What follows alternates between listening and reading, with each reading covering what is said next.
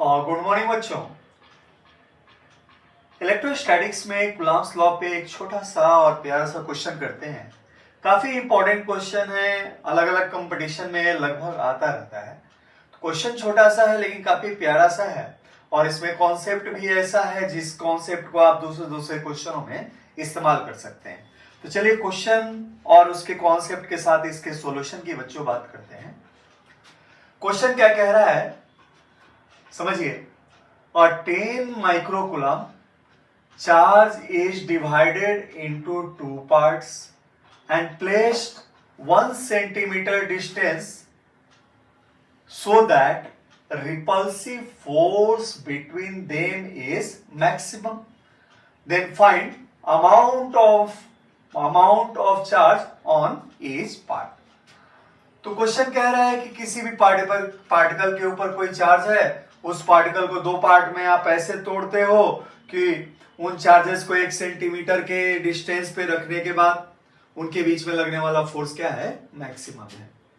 तो देखिए बच्चों, मान लिया जाए ये पार्टिकल है जिसके ऊपर चार्ज क्या है, Q, और इसका मास क्या है, M। अच्छा, इसको हमने बच्चों दो पार्ट में तोड़ दिया। अब एक जो पार्ट है इसके ऊपर चार्ज कितना है बच्चों, Q1।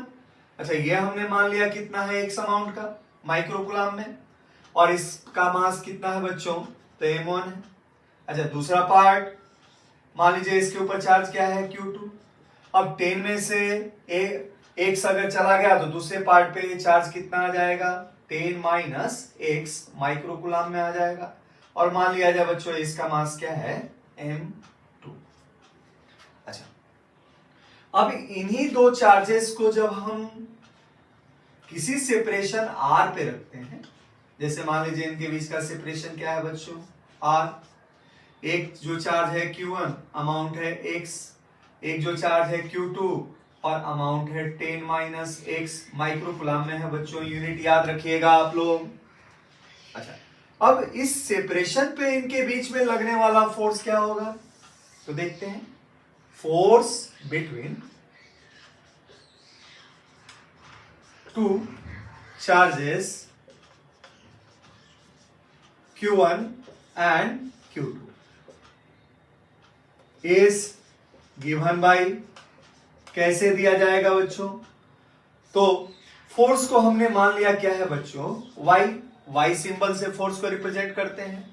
अच्छा, फोर्स की वैल्यू क्या होगी, तो दो चार्ज के बीच में लगने वाला फोर्स k Q1 Q2 से क्या होगा बच्चों, तो k Q1 की अमाउंट है x और दूसरा है चार्ज बच्चों क्या, 10 माइनस x, और इनके बीच का सेपरेशन r स्क्वायर। तो उनके बीच में लगने वाला फोर्स ऐसे दिया जाएगा। अच्छा, अब यहां पे k इलेक्ट्रोस्टैटिक कांस्टेंट है, वैक्यूम में 9 इंटू 10 के पावर 9, r उन दो चार्जेस को एक फिक्स डिस्टेंस पे आपने रख दिया, तो ये भी क्या है बच्चों, एक कांस्टेंट है। तो k अपॉन r स्क्वायर क्या है बच्चों, एक कांस्टेंट है।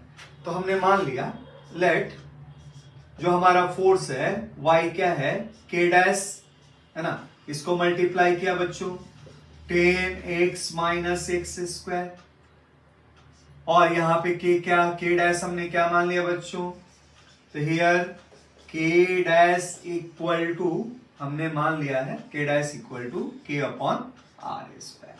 अच्छा, अब ये जो फोर्स है बच्चों, इफ दिए गए सेपरेशन पे मैक्सिमम है ना, तो हम यहां कैसे कर सकते हैं, तो यहां मैक्सिमम मिनिमम के इस्तेमाल से इस क्वेश्चन को आगे सॉल्व कर सकते हैं। तो एज y अर्थात की फोर्स क्या है बच्चों, इज मैक्सिमम, ये मैक्सिमम है। अच्छा, कोई भी क्वांटिटी फिजिक्स में अगर जब मैक्सिमम या मिनिमम होती है तो वेरिएबल क्वांटिटी के रिस्पेक्ट में उसका डिफरेंशिएशन क्या होता है बच्चों, जीरो के बराबर होता है। तो इसलिए हम क्या लिख सकते हैं मैक्सिमम मिनिमा के कॉन्सेप्ट से, dy by D X equal to 0।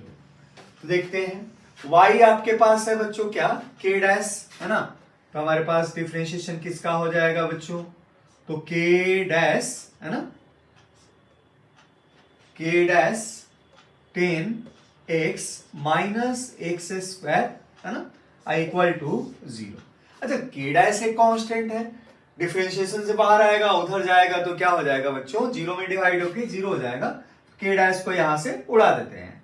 अच्छा 10x को डिफरेंशिएट करेंगे तो बच्चों क्या मिलेगा 10, एक्स स्क्वायर को डिफरेंशिएट करेंगे तो बच्चों क्या मिलेगा 2x I equal to 0 upon K dash, और ये हो जाएगा बच्चों 0 हो जाएगा।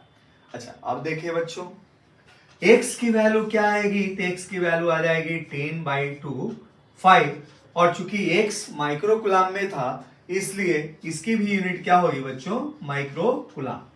तो इस तरीके से कह सकते हैं यहां कि इस चार्ज 10 माइक्रो कूलाम को अगर हम ऐसे डिवाइड करें कि एक पार्ट पे चार्ज आया है 5 माइक्रो कूलाम और दूसरे पार्ट पे भी चार्ज कितना आया 10 - 5 अर्थात कि 5 माइक्रो कूलाम, तो ऐसी स्थिति में दिए गए सेपरेशन पे, सेपरेशन चाहे कुछ भी हो, 1 सेंटीमीटर हो, 2 सेंटीमीटर हो, 20 सेंटीमीटर हो, 50 सेंटीमीटर हो, कुछ भी हो, दिए गए सेपरेशन पे उनके बीच में फोर्स की वैल्यू क्या होगी, मैक्सिमम होगी। तो हम लिख सकते हैं, तो देयरफॉर अमाउंट ऑफ चार्ज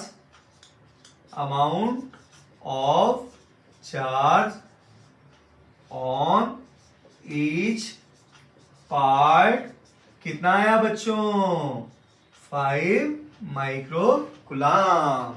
इस तरीके से दे सकते हैं कि एक पार्टिकल के ऊपर दिए गए चार्ज को अगर हम आधा आधा डिवाइड कर दें और आधा आधा डिवाइड करके उनको आर सेपरेशन पे रखें तो उनके बीच में फोर्स क्या होगा, मैक्सिमम होगा। चलिए इस कॉन्सेप्ट को थोड़ा सा बच्चों मैं जनरलाइज करता हूं आपके लिए।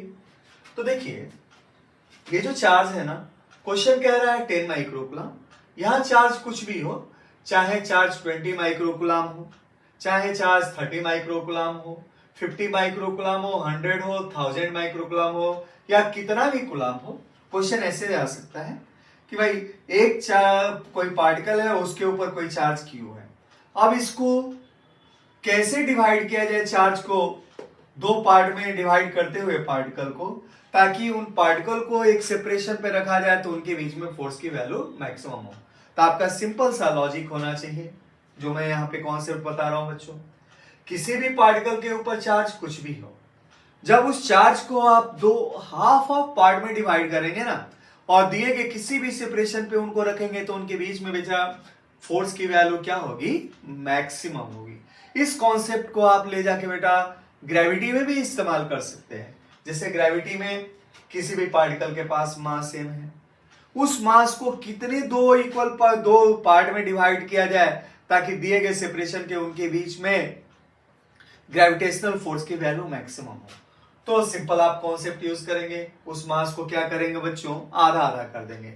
जैसे मान लीजिए किसी पार्टिकल के ऊपर मास कितना है 40 केजी, अब उसको दो पार्टिकल में डिवाइड ऐसे करें कि उनके बीच में ग्रेविटेशनल फोर्स क्या हो, मैक्सिमम हो। तो आपका सिंपल सा आंसर होगा 40 केजी को अगर दो इक्वल पार्ट में बच्चों डिवाइड कर दें 20 केजी में, और 20 केजी में डिवाइड करके उनको कितने भी सेपरेशन पे रखेंगे तो उनके बीच में ग्रेविटेशनल फोर्स की वैल्यू क्या होगी बच्चों, मैक्सिमम होगी। तो इस कॉन्सेप्ट को आप जनरलाइज कर सकते हैं बच्चों, है ना। अच्छा किसी भी न्यूमेरिकल में अगर बच्चों यहाँ पे दो पार्टिकल के बीच में लगने वाला फोर्स कूलाम्बिक हो, ग्रेविटेशनल हो, XYZ कोई भी फोर्स हो, दिए गए सेपरेशन पे अगर उस फोर्स की वैल्यू फिक्स हो ना तो K/r² या r³ हमेशा कांस्टेंट की तरह काम करेंगे। तो उस पर्टिकुलर क्वांटिटी को आप कैसे डिवाइड करें कि उनके बीच में लगने वाला फोर्स की वैल्यू मैक्सिमम होगी। तो उस केस में आपका आंसर होगा कि उस क्वांटिटी को आप दो पार्ट के ऊपर आधा आधा डिवाइड कर दें। भाई कोई किसी भी फोर्स की एक्टिविटी उन दो पार्टिकल के बीच में लगे, प्रोवाइडेड उनके बीच में लगने वाला फोर्स दिए गए सेपरेशन पे फिक्स्ड अमाउंट का होना चाहिए। तो चलिए बच्चों इलेक्ट्रोस्टैट में और दूसरा क्वेश्चन करते हैं।